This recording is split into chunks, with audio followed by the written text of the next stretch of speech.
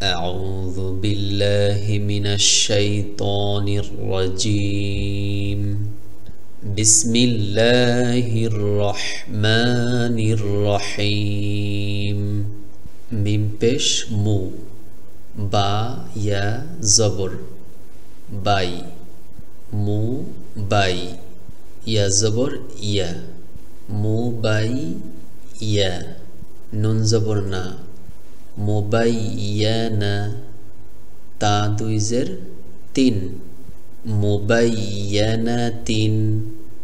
এখন এই শব্দটিকে আমরা যদি আরো ভালোভাবে বুঝতে চাই তাহলে এভাবে পড়তে পারি। দেখুন কিভাবে, মু বাই ইয়া না তিন। শব্দটির সঠিক উচ্চারণ হবে মুবাইয়ানাতিন। এই শব্দটি খেয়াল করুন আমি কিভাবে পড়ছি। মিম পেশ মু, মিম দাল জবর মাদ। কি হলো এখান থেকে এই পর্যন্ত? কি হলো? মু মাদ, দাল জবর দা, মুমাদ দা, দাল জবর দা, মুমাদ দা দা, তা দুই জের তিন। তারপরে এই শব্দটি কিভাবে আমি বানান করছি খেয়াল করুন। মিম পেশ মু, ত হা জবর তহ, মুতহ, হা জবর হা, মুতহ হা, র জবর র, মুতহ হা র, তা দুই জের তিন, মুতহ হা র তিন। এই শব্দটি খেয়াল করুন কিভাবে আমি বানান করছি। মিম পেশ মু, কাফ র জবর কার, মুকার, র জবর র, মুকার র, মিম জবর মা, মুকার র মা, তা দুই জের তিন, মুকার র মা তিন। এই শব্দটি দেখুন কিভাবে আমি বানান করছি। মিম পেশ মু, সিন ওয়াও জবর সাউ, কি হয়? মুসাউ, ওয়াও জবর ওয়া, মুসাউ ওয়া, মিম জবর মা, মুসাউ ওয়া মা, তা দুই জের তিন, মুসাউ ওয়া মা তিন। আলিফ লাম জবর আল। তারপরে এই মিম হরফটি এই জা হরফটিকে ধরবে। কেন ধরবে? এই যে এখানে দেখুন তাসদিদ এসেছে, এই জা হরফটির উপরে তাসদিদ এসেছে। এই যে এখানে দেখতে ইংলিশের ডাব্লিউর মতো, এটাকে বলা হয় তাসদিদ। তো এই তাসদিদ যে অক্ষরের উপরে থাকবে বা যে হরফের উপরে থাকবে সেই অক্ষরটাকে ধরবে। কে ধরবে? এই আগের অক্ষরটা, এই মিম অক্ষরটা এই জা অক্ষরটাকে ধরবে। এভাবে দেখুন, মিম জা পেশ মুজ, এই যে ধরে ফেললো মুজ। এরকম বলার দ্বারা এই জা হরফটি একবার পড়া হয়ে গেল। তারপরে এই জা হরফটি আর একবার পড়তে হবে এই মিমের সাথে। কেন? এই জা আবার এই মিমটাকে ধরবে। কেন ধরবে? এই যে দেখুন এখানে মিমের উপরে তাসদিদ এসেছে। তো জা মিম জবর জাম।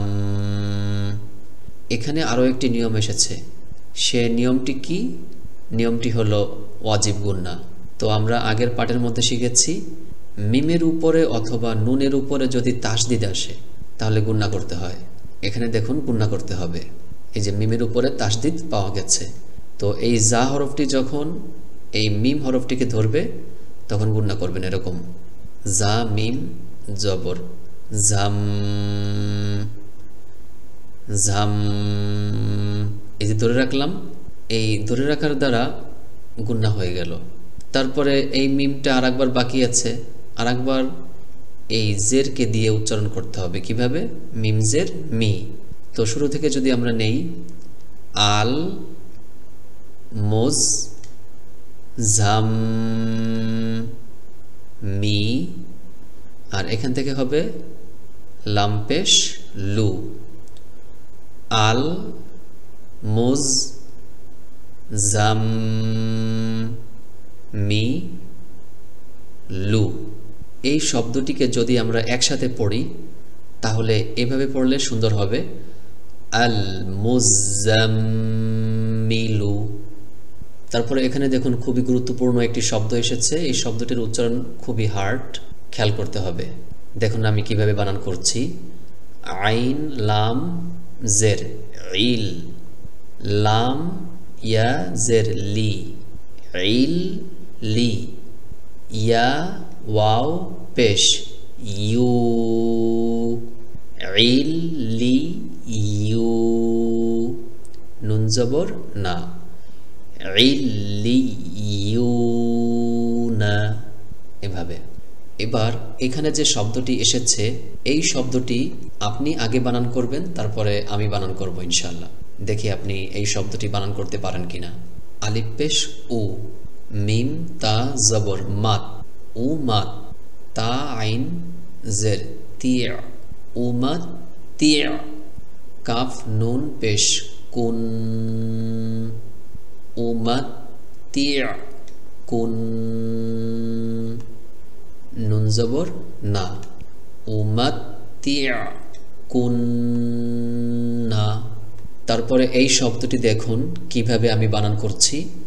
লাম জবর লা, ইয়া জবর ইয়া, লা ইয়া, কফ ওয়াও পেশ কু, লা ইয়া কু, লাম নুন পেশ লুন, লা ইয়া কুলুন, নুন জবর না, লা ইয়া কুলুন্না। প্রতিটি লেসন বা প্রতিটি পার্ট আপনারা শেয়ার করবেন। আপনার শেয়ার করা লিঙ্ক থেকে যদি কেউ আল্লাহর কোরআন মাজিদ শিখেন তাহলে এটার সব আপনি সারাটা জীবন পাবেন। আপনাদের সকলের জন্য দোয়া থাকবে। আসসালামু আলাইকুম ওয়া রাহমাতুল্লাহ।